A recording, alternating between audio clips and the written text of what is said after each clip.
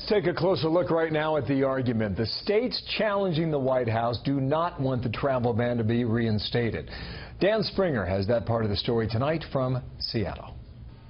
With Amazon in a hiring frenzy and tech giant Microsoft here, the Puget Sound relies as heavily on skilled foreign workers as any region.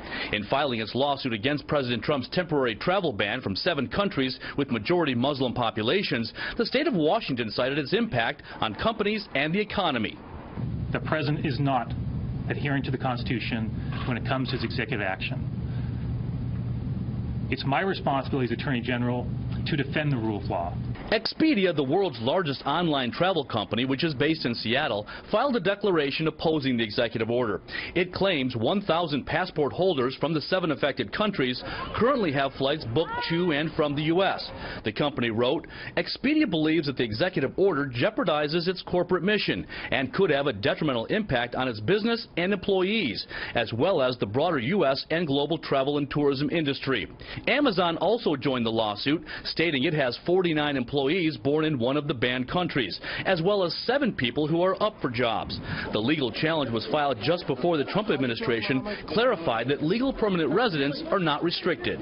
The order wasn't clear from the very beginning. The order appeared to apply to those with green cards, people who have legal residency in the United States. They do have some constitutional rights.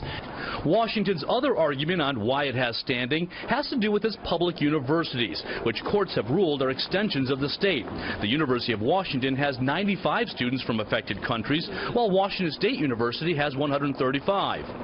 Lost tax revenue, harms to our state universities in terms of lost, wasted money that was spent sponsoring people to come here to teach and perform research.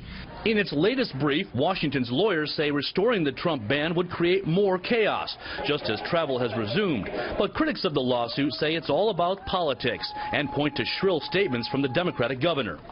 In American history, we have never needed checks and balances like we have needed it today.